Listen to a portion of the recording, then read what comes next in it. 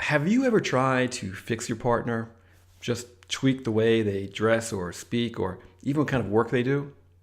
Or have you been on the other end with a partner trying to change you? Well, hi, I'm Guy Ardito, relationship expert, strategist, coach, and author. And this has been on my mind because just a few days ago I saw a play about this very thing. It's called Pygmalion. I saw it with my wife, and it actually got turned into a movie you might have heard of called My Fair Lady with the lovely Audrey Hepburn. And in that play, the very sophisticated Higgins makes a bet that he can take a common girl from the street and transform her so that she would be able to pass muster at a royal ball and everyone would think that she's a sophisticated lady. And, it might seem kind of far-fetched, kind of far out, but the reality is that this kind of thing actually goes on quite a bit. But I do have to warn you that there might be some controversial ideas ahead, so be forewarned. Okay, with that out of the way, my own views on this kind of thing, well, frankly, they tend to be a little on the more controversial side. Most people, well, we all want to be accepted, right? Most people say they want to be accepted by their partner just the way they are. Because, well, you should, right? They think that's what love is. And, well, it's just wrong to try to change someone and next to impossible anyway. But there's usually some things that they would like their partner to change about, though they can be more like themselves. So there's like a little bit of brain challenge in there, a little bit of hypocrisy, right? But there are some people who openly feel, and let's be honest here, it's most commonly women, that it is perfectly fine to polish a partner who might be a little rough around the edges.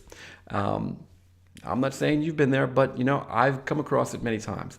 And frankly, here's a big fat admission. I've actually tried to change quite a few of the women that I've been in relationships with, including my wife. And yes, I know it's not right, but I'm talking about this topic because, like I said, I've been there. I've been on both ends of it, and very few people have. So I do have something relevant to share. And now, with the benefit of hindsight and wisdom, here is what I want to tell you. It is perfectly fine and frankly even advisable to train your partner in how you like to be spoken to and how you like to be loved, right? Of course, they should be doing the same for you, right? The point here is that you help each other understand how to get what you both need. Also, you can't make another person change, right? You can't just snap your fingers or waterboard them or do anything, right? You can't make them change. All you can do is influence them, right? For example, if there's something you really enjoy, let's say you love going out dancing and your partner's really just not into it, right? Well, you can't make them all of a sudden love it. But what you can do is you can let them know how much you enjoy it. And you can try to find ways to make it enjoyable for them. And maybe even reward them in some ways for going out dancing with you. And then, if they really do love you, if they really do care about you, over time, there's a very good chance that they'll begin to like it as well, right? It's by the association. They like you, you're enjoying it. You're doing something for them to help them enjoy it. Ergo, they wind up having a good time, right? Big win.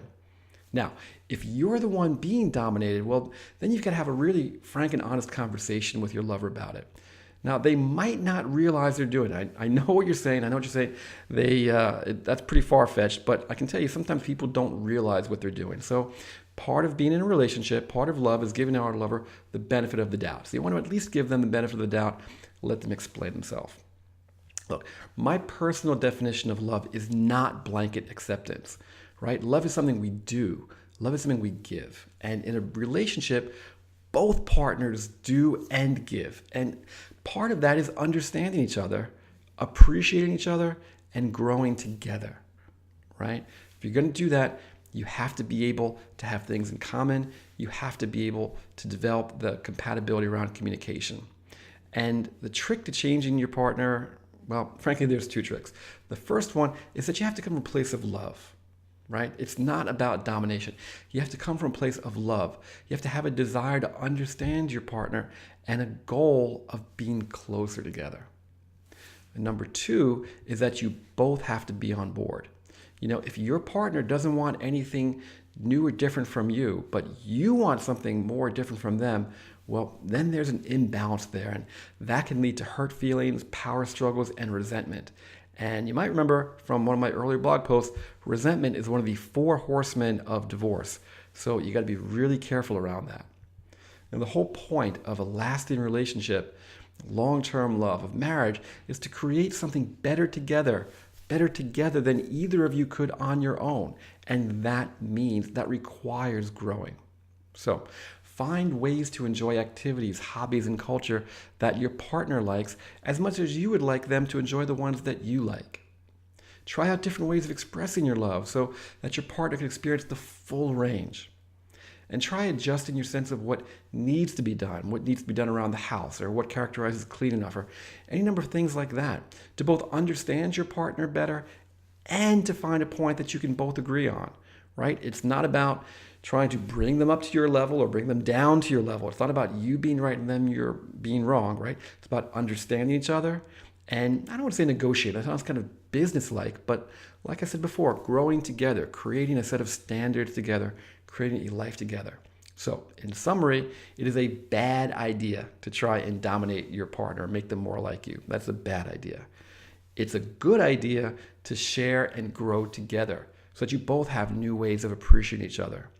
And it's a great idea. It's a fantastic idea to let your partner know how you communicate, how you like to be loved. These are two crucial aspects that lead to a successful relationship that most couples get wrong because they make assumptions. So I hope you found this information useful. Go out, bring it into your own relationship today, and see what kind of difference it makes. If you're interested in any of my training programs or my group or private coaching, just go to my website, GuyArdito.com. That's www.GUYARDITO.com.